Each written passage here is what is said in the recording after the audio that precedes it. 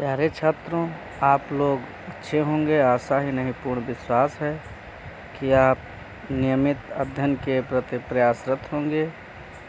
प्यारे विद्यार्थियों, आजकल के भाग दौड़ की जीवन शैली में और विभिन्न प्रकार के क्रियाकलापों से आप लोग अवश्य अवगत हैं और यह भी मानना है कि आप लोग कभी कभी मानसिक तनाव में आ जाते हैं, जिससे पढ़ाई में, अध्ययन अध्यापन में आपको बहुत ही दिक्कत का सामना करना पड़ता है। प्रायः देखा गया है कि छात्र अवसाद में की ओर चले जाते हैं। अवसाद में आकर के अपना बहुत सारी जो नियमित गतिविधियां हैं उनको खो देते हैं। छात्रों के लिए अवसाद से दूर रहने के लिए क्या करना चाहिए, क्या नहीं करना चाहिए और किस प्रकार के अवसाद से दूर रहने के लिए विद्यार्थियों को सलाह दिया जा रहा है, समझें और अपने नियमित अध्ययन अध्यापन की ओर अग्रसर रहें। क्योंकि जीवन शैली जो है वर्तमान समय में बहुत ही जो वातावरण है वो दूषित है, जिसमें तरह तरह की भ्रांतियां भी हैं, विषम परिस्थितियां भी हैं एवं भविष्य में यदि आप भटक गए तो आप बहुत कुछ खो सकते हैं। उन्हीं में एक अहम हिस्सा, यदि आप ज़्यादा सोच रहे हैं, अवसाद कोई बीमारी है या नहीं है, इस बारे में कहना यह चाहेंगे कि अवसाद एक मानसिक व्यायाम, यदि आप किसी चीज़ को बार बार सोचते हैं और उसके बारे में और अत्यधिक सोचते हैं तो आप अवसाद में आ जाते हैं, जिससे आपकी जीवन शैली पर अत्यधिक असर पड़ता है और आप असंतुलित हो जाते हैं। आपका व्यवहार, आपकी दैनिक क्रियाशीलता एवं दैनिक क्रियाकलाप में कुछ न कुछ अंतर ज़रूर आ जाता है, जैसा कि देखने को मिला है। छात्रों के लिए अवसाद से दूर रहने के लिए नियमित व्यायाम, स्वस्थ आहार, पर्याप्त नींद और सामाजिक संपर्क महत्वपूर्ण है। सोशल एक्टिविटीज़ जितनी ही अत्यधिक होंगी उतना ही आप अवसाद से दूर रहेंगे। दोस्तों और परिवार के साथ संबंध भी मजबूत करना, सकारात्मक दृष्टिकोण रखना और ज़रूरत पड़ने पर पेशेवर मदद लेना भी सहायक हो सकता है। छात्रों के लिए अवसाद से दूर रहने के लिए कुछ सुझाव हैं। फर्स्ट ऑफ ऑल आता है स्वस्थ जीवन शैली। स्वस्थ जीवन शैली क्या है, इसमें क्या क्या चीज़ें आती हैं, ये हम यहाँ बता रहे हैं। आप सभी छात्र एवं कर्मठ विद्यार्थीगणों सुने और समझें। नियमित व्यायाम करें। नियमित व्यायाम किसके अंतर्गत है? स्वस्थ जीवन शैली जो है आपकी, वो नियमित व्यायाम की ओर अग्रसर करती है। शारीरिक गतिविधि से एंडोर्फिन रिलीज होता है। एंडोर्फिन रिलीज होता है, एक हार्मोनल है जो मूड को बेहतर बनाने में मदद करता है। ये आपके एंडोर्फिन रिलीज होता है, ये वो विद्यार्थी अवश्य ध्यान रखेंगे जो नियमित व्यायाम नहीं करते हैं।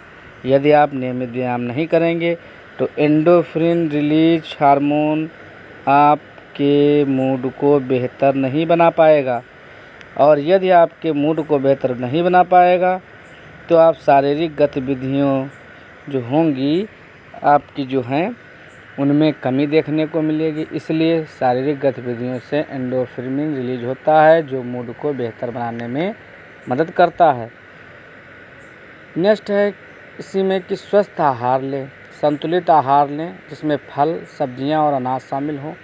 पर्याप्त नींद लें, हर रात 7 से 9 घंटे की नींद लें। शराब और नशीली दवाओं से बचें। दूसरा इसमें स्टेप आता है आपका सकारात्मक दृष्टिकोण। सकारात्मक सोच क्या है? नकारात्मक विचारों से बचें और सकारात्मक चीज़ों पर ध्यान केंद्रित करें। इसी में आता है कृतज्ञता। हर दिन उन चीज़ों के बारे में सोचें जिनके लिए आप आभारी हैं। नेक्स्ट है इसमें लक्ष्य निर्धारित करें। छोटे छोटे लक्ष्य निर्धारित करें और उन्हें पूरा करने का प्रयास करें। यदि आप उन्हें प्रयास करते हैं और अपने लक्ष्य पर अडिग रहते हैं तो वो निरंतर ही आपको आगे की ओर निश्चित रूप से ले जाएंगे। अपनी रुचियों को पूरा करें, उन गतिविधियों में शामिल हों जो आपको पसंद हैं। नेक्स्ट आता है सामाजिक संपर्क। सामाजिक संपर्क क्या है? दोस्तों और परिवार के साथ समय बिताएं। अपने प्रियजनों के साथ समय बिताने से आपको खुशी और समर्थन मिलेगा। नेक्स्ट आता है नए दोस्त बनाएं। नए लोगों से मिलने और नए दोस्त बनाने से आपको सामाजिक दायरे का विस्तार करने में मदद मिलेगी। नेक्स्ट है समूहों में शामिल हों, उन गतिविधियों में शामिल हों जिनमें आपकी रुचि हो। फोर्थ आता है पेशेवर मदद। मनोवैज्ञानिक या चिकित्सक से बात करें।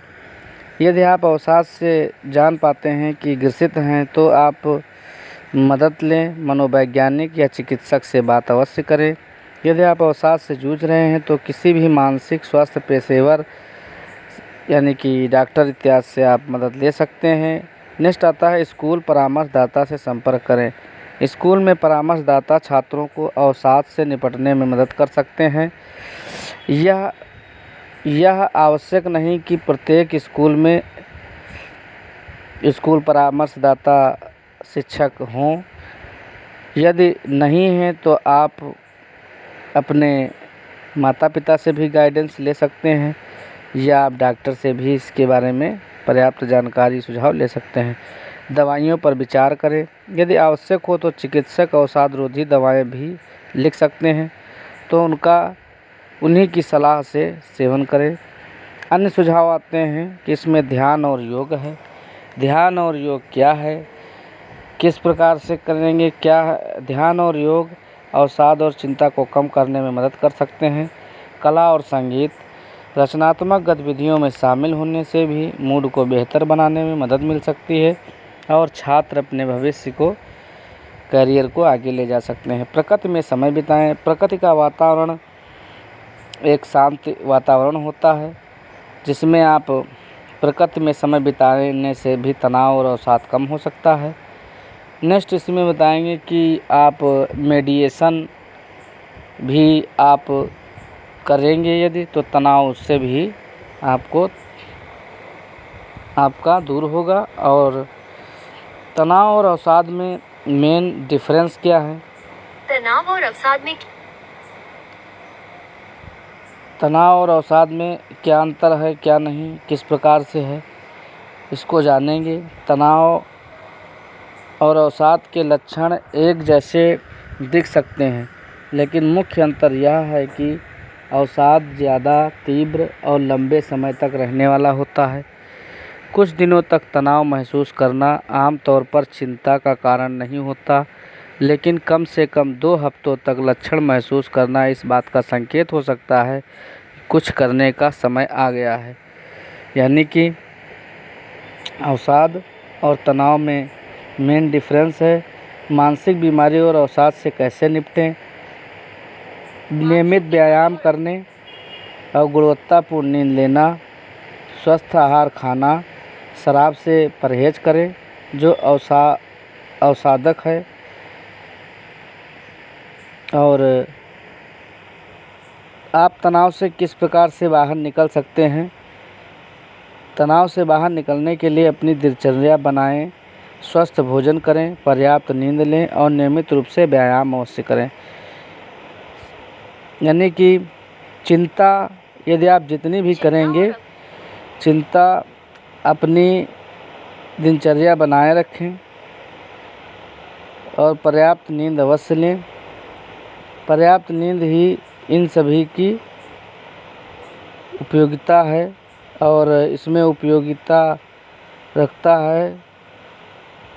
यदि एक बात को आप बार बार सोच रहे हैं, बार बार कह रहे हैं, तो आप डिप्रेस हैं, और डिप्रेस यदि हैं तो उसमें कई सारी चीज़ें आ जाती हैं और आपके मनोदशा को, मनोबल को भी गिराती हैं।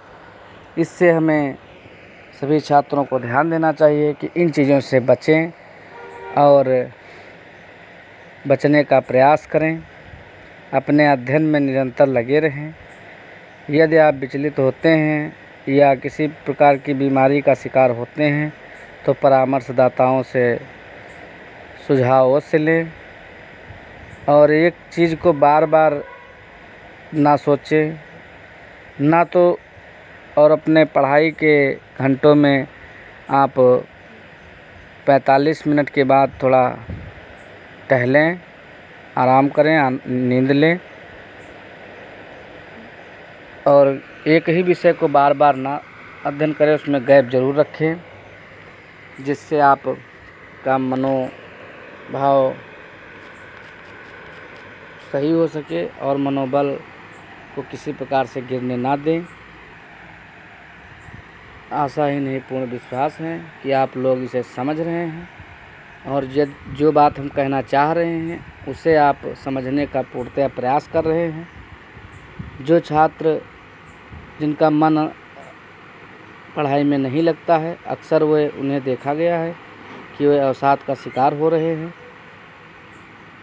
जिससे उनको बचना है और अपनी आगे की पढ़ाई निरंतर जारी रखना है, जिससे वह आगे अपने भविष्य में और अपने समाज का और अपने देश के लिए कुछ नया कर सकें और अपने परिवेश का माहौल, एक शांतिप्रिय वातावरण को आने वाले समय में जन्म दे सकें।